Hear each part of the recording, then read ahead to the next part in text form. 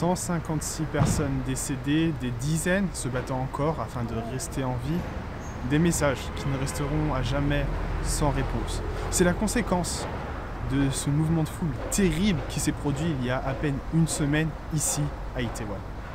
Dans ce reportage, je vous présenterai le déroulé de la soirée, la réaction de la police le jour même, la réaction du gouvernement les jours qui ont suivi.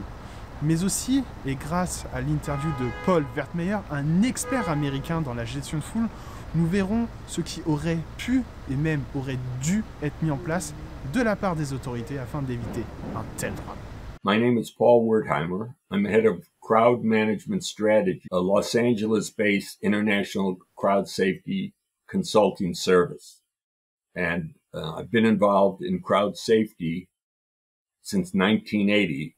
And I've been involved in the establishment of safety laws and standards and guidance in the United States, and have been involved in guidance overseas as well, such as Britain and Denmark. Replongeons-nous donc dans cette soirée du 29 octobre 2022. Une édition d'Halloween assez spéciale en Corée du Sud puisque c'est la première sans restrictions sanitaires.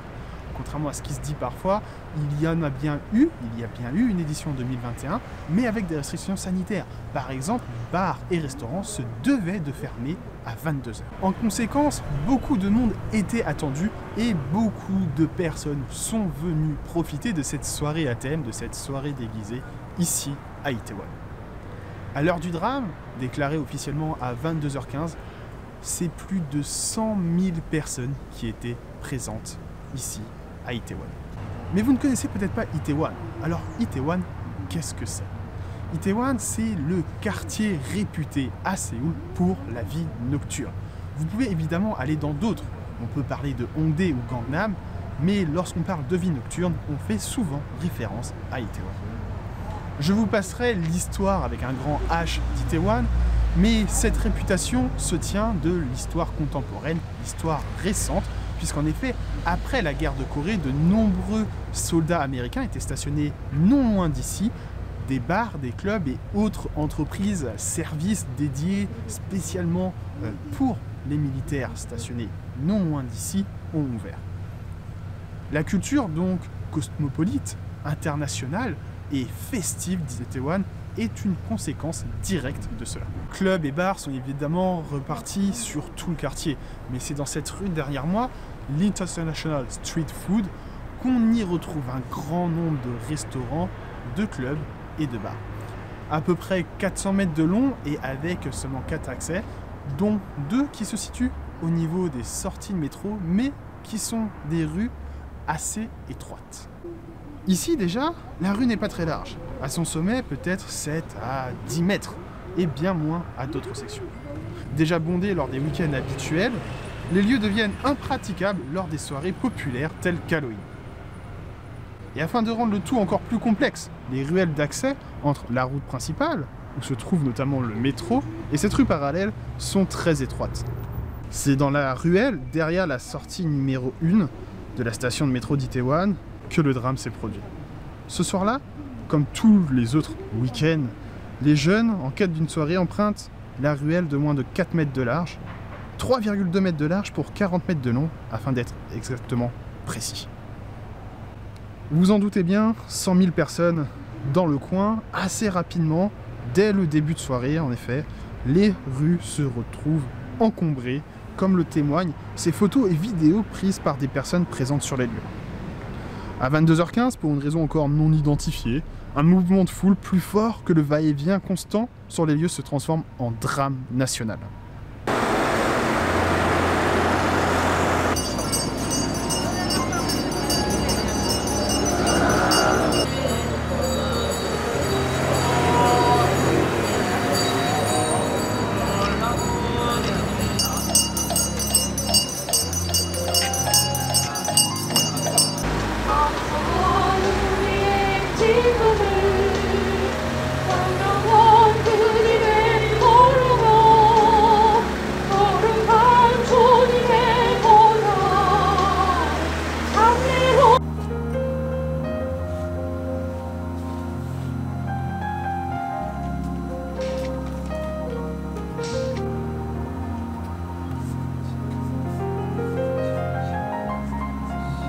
Vient donc l'heure de se demander comment un tel drame a-t-il pu se produire. Rapidement, le gouvernement est mis en cause pour son manque de préparation. On reviendra dessus un petit peu plus tard, mais ce dernier botte en touche expliquant qu'il y a déjà eu des éditions d'Halloween ici à Itaewon avec 200 000 personnes et que ce n'est donc pas leur responsabilité. Et afin d'y voir beaucoup plus clair sur le sujet, je vous propose donc l'interview de Paul Wertheimer, un expert américain en gestion de foule. Well, first let me say overall that a safe crowd is a managed crowd. And I could not detect in the videos I've seen any attempt to manage the crowd safely to prevent disaster that developed. But at 100,000 people in a dense area, if you built a stadium to house them, it would be one of the largest stadiums in the world. If you had 130,000 people or anticipation of that crowd, you'd need to build the third biggest stadium in the world to handle that crowd.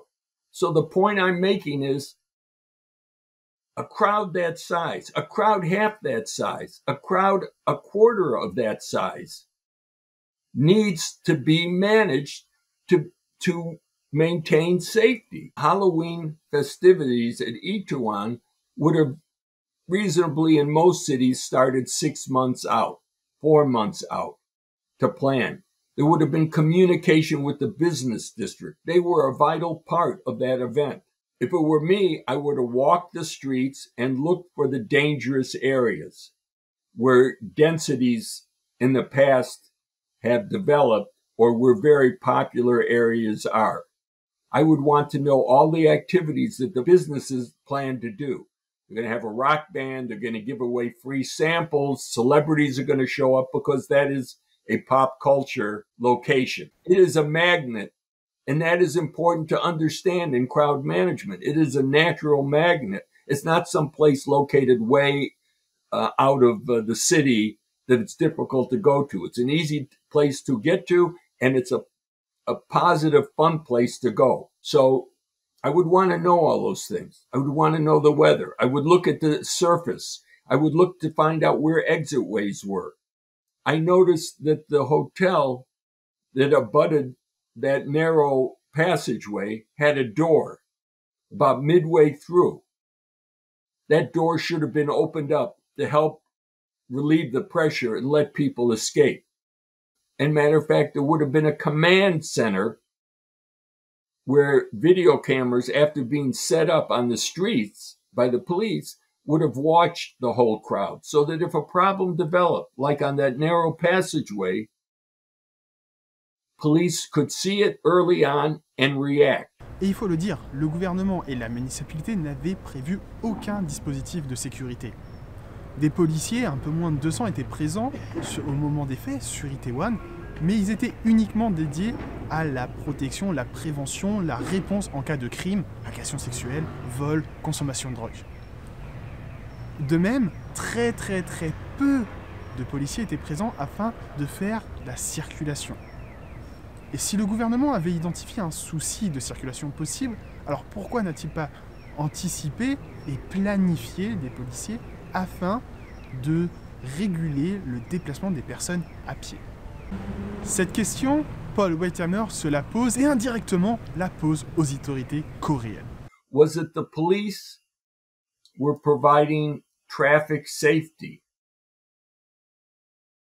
So if they were providing traffic safety, why weren't they providing safety for the crowd, for people? En Corée du Sud, un grand nombre de questions demeurent. Beaucoup s'interrogent sur l'efficacité des réponses des services de police le soir même.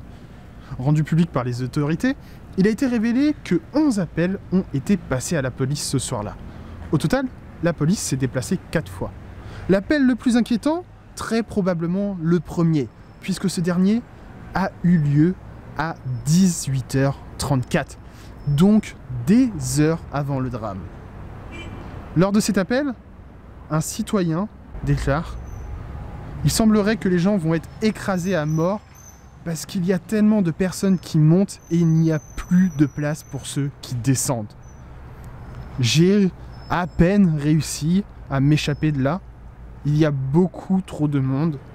Il semblerait que vous devriez venir et contrôler. There are a lot of unanswered questions, but I would like to know what the police who responded to the first call thought they were looking at and how long they stayed there. They should never have left at that point. Those people had to understand what they were looking at. They might have been new recruits. They may never have been trained in crowd safety. And if you looked at the crowd, all young, bright, wonderful looking kids, not doing anything wrong. So here's the thing. Did the police who came know the danger that was developed? I suggest that they didn't, because nothing happened and calls continued to come in more urgent, and the response was always weak until it was too late. Et après une nuit de drame, vient l'heure des réponses politiques. Après une tentative de récupération de la part de l'opposition, s'exclamant et accusant le président et son idée d'avoir changé le lieu du bureau présidentiel, le président et le gouvernement répondent. Cependant, et dès le début, une double communication s'installe. Nous assistons donc à un président de la Corée du Sud affirmant que ce drame n'aurait jamais dû se produire. Et c'est vrai. Il annonce aussi une grande période de deuil national, une semaine. Il annonce aussi des indemnisations et un accompagnement pour les familles, les proches des victimes. Tout cela est très bien. Il promet aussi une enquête minutieuse. Et cette enquête se produit, elle est en cours. Cependant, l'enquête est-elle réellement minutieuse? Puisqu'en effet, cette enquête ressemble plutôt à une chasse aux sorcières dont le périmètre est défini par le gouvernement. En effet, le gouvernement qui déclare qu'il ne faut surtout pas parler de drame, mais plutôt d'un accident, puisqu'il ne faudrait pas que cette histoire nuit à la réputation internationale d'Itaewon, n'est pas réellement dans le cadre d'une enquête minutieuse afin d'établir les réelles responsabilités, mais plutôt à la recherche d'un bouc émissaire. Vous l'aurez compris, malgré la promesse d'une enquête minutieuse et l'existence réelle d'une enquête, le gouvernement se dédouane totalement et balaie toute possibilité d'une responsabilité de sa part. Il déclare par exemple, comme je l'ai précédemment expliqué, il y a déjà eu des éditions à plus de 200 000 personnes, donc ce n'est pas pour cela, ce n'est pas un manque de préparation, puisque le dispositif était assez similaire. Il déclare aussi, l'événement n'est pas un événement officiel, il n'y a pas un organisme qui vient déposer un événement pour Halloween. Chaque bar a sa propre soirée à thème, chaque club a sa propre soirée, mais il n'y a pas officiellement d'événement. Mais n'est-ce pas là, justement, que l'autorité publique est appelée à réguler lorsque il n'y a pas vraiment de régulation? Peut-être est-ce l'hôtel Hamilton qui a apparemment agrandi légèrement sa terrasse, mais le gouvernement était au courant et avait d'ailleurs sanctionné financièrement l'hôtel pour cette raison. Ou alors, peut-être que tout ce drame s'est produit à cause d'un groupe d'individus qui auraient crié, selon des témoignages recueillis sur Twitter et dans des vidéos, de pousser, pousser, pousser, et auraient poussé, poussé. Peut-être que cela est à cause d'eux. First, I would say that the police have to investigate any lead. They should investigate to see if there were malcontents or troublemakers in the crowd. But I'll tell you this, they will find nobody. And if they find 5 people or 10 people in a crowd of maybe 1,000, 2,000 people, those people did not lead the crowd to the disaster that had occurred. So to me, it's like looking for a scapegoat. Even if you found the person, you would have to prove that they knew what they were doing. Could have been having a panic attack, anxiety attack. Could have been in the process of being asphyxiated, crushed to death, and as pushed people so they could have room. So the whole thing is not going to lead anywhere. If you're really cynical, you would say it was an attempt to deflect attention to those people possibly responsible for it. Mais du coup, qui est responsable? Eh ben, personne et tout le monde à la fois, même si évidemment les autorités ont la plus grande responsabilité. Je vous propose de découvrir l'avis de Paul Wettmeyer sur ce sujet. And just because in past Ituan Halloween festivities, nothing bad happened, didn't mean it was safe. It just meant nothing bad happened. Assuming that the young people who went to Ituan knew it was dangerous, then the people who deal with crowds every day also knew and had the responsibility for public safety, and yet they did nothing to warn the public of possible danger. Because the fact is, the young people didn't know. Why should they assume it's unsafe? They're in crowds every day. The fact is, young people go to concerts that are overcrowded. You go to sports events and other festivities that are overcrowded. You get on public transportation that's overcrowded. Did it look any different at Ituan? And by the time you recognize that you're in danger, as those young people did, it was too late to get out. The people responsible for public safety knew better than the young people. The young people did nothing wrong from all the video I've seen of that event. They were the victims of the environment in which they were placed and allowed to be placed. And that was the responsibility, in my opinion, even though they weren't, of the business owners and the public safety in the city. And it comes down to the city has a bad policy on dealing with crowds. Well, the businesses that profited from that event, whether or not they were directly legally involved, they certainly had a moral responsibility to their customers. Une question légitime vient donc. Comment faire? Comment agir si vous êtes pris dans un mouvement de foule? So the first one, they're all relatively simple, is as best you can, don't panic. Second of all, don't use your oxygen up yelling and screaming because nobody really can hear you and help you in a big crowd. If you want to try to communicate with those around you, use hand gestures of some kind or your eye contact. People will recognize there's a position you want to maintain. And I call it the Muhammad Ali stance. It's a boxer's stance. They have one foot in front of the other. Their knees are just a little bent. You have to be flexible because in a crowd surge, you don't want to be rigid. You have to let it push you a little bit. And your arms up by your chest. One, if you keep them by your side, you'll be squished and you won't be able to use them. But putting them also in front of you like this protects your chest and your heart. Dans le cadre de son métier, Paul a passé énormément de temps dans des lieux comme cette soirée à Itaewon avec beaucoup de monde, avec trop de monde par mètre carré. Il a listé donc une liste de 10 conseils, vous la retrouverez en description. Le reportage touche donc à sa fin. Je vous remercie beaucoup de l'avoir suivi et je vous dis à bientôt pour de nouvelles vidéos.